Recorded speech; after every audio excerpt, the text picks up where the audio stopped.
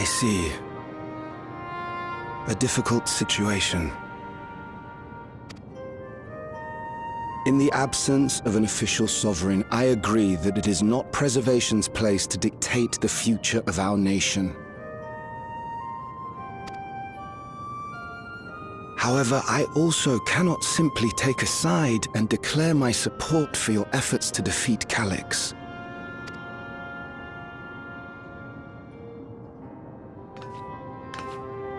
Is that because of the new regulator you wear?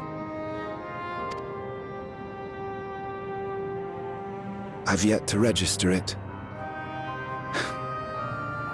I find myself caught between the fear of dying and the desire to carry out the duties of governance.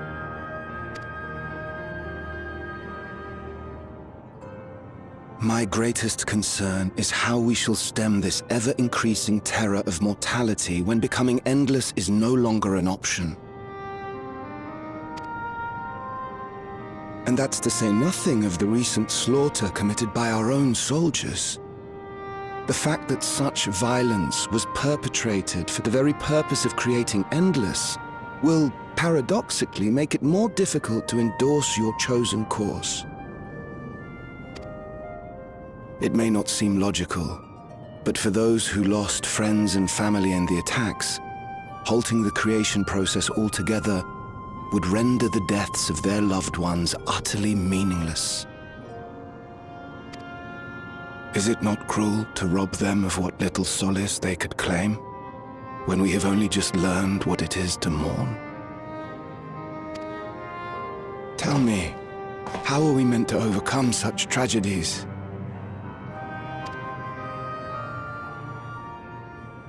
We stop begging others to teach us for a start.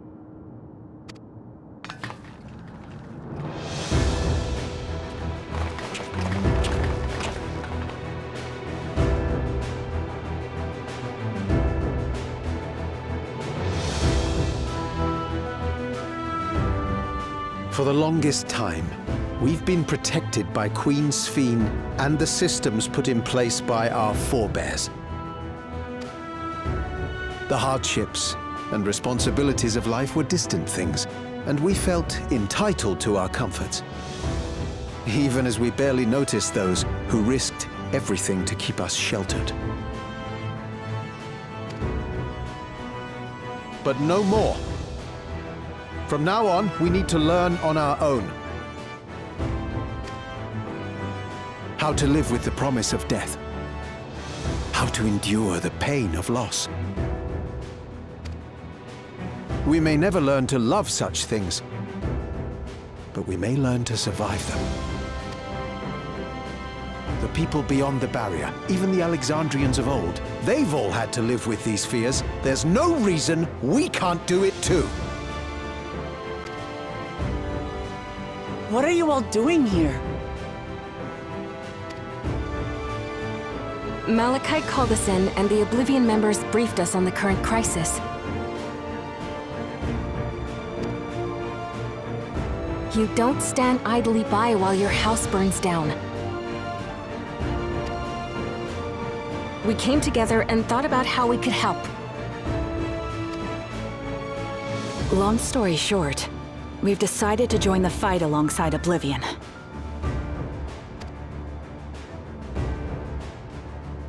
I say fight, but we're well aware of how little use we'd be in actual combat. A battle of ideas, on the other hand. Now that we might be qualified to do something about. We'll talk to our neighbors and do our best to quell their fears. Convince them to make the most of this life and enjoy all it has to offer.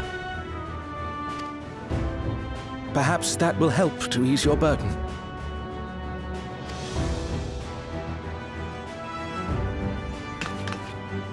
It certainly will. Even if a few are assuaged by your words, it will make things easier.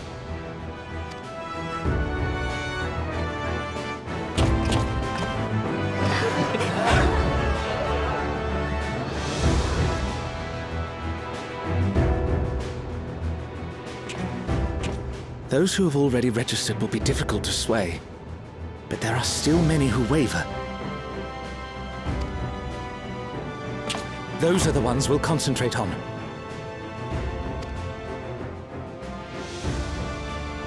Gossen, if you truly care for the people of Alexandria, then now's the time to start thinking of ways to prevent more deaths.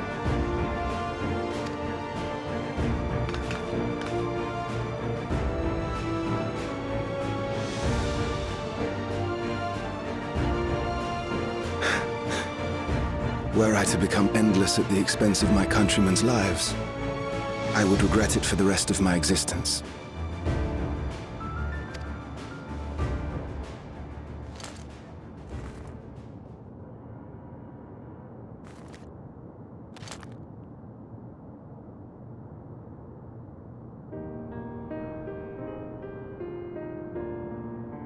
Forgive my weakness.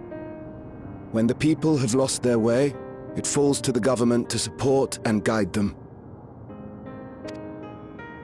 Alexandria can rise above this sorrow and find its way forward once more.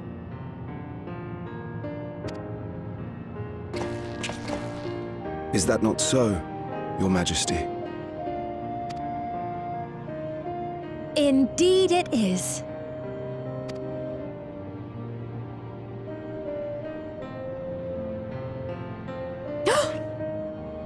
No, that wasn't... What I meant to say was... Calm down, Sphene. Amity, you used her name.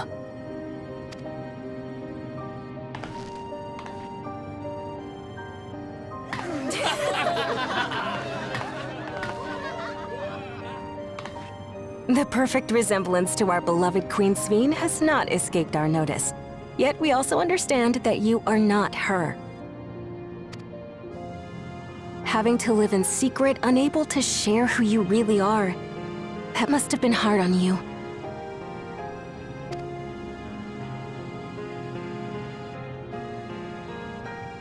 When you come back, please tell us all about yourself. I imagine yours is a rather outlandish story, but we're eager to hear it all the same. You're one of us, an Alexandrian, and we don't abandon our own.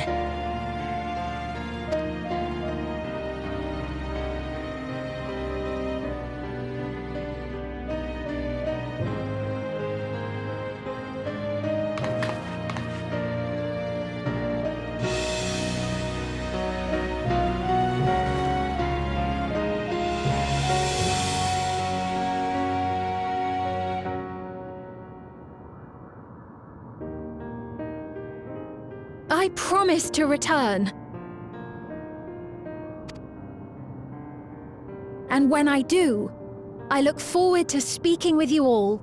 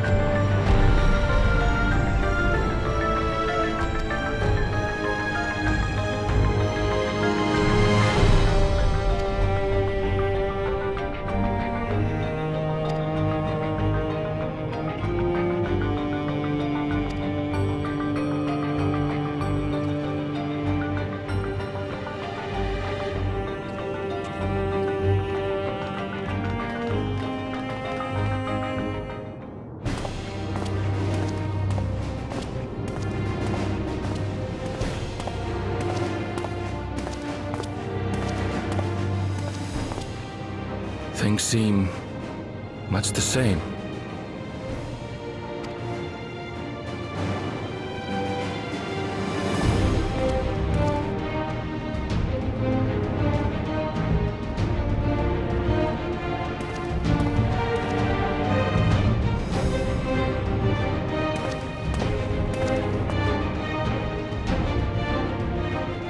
So listen, you have nothing more to fear than any other normal day.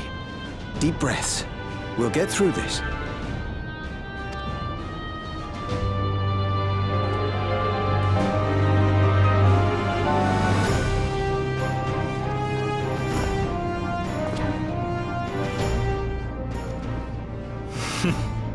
You'd be telling them much the same if you were here. I suppose it falls to me now.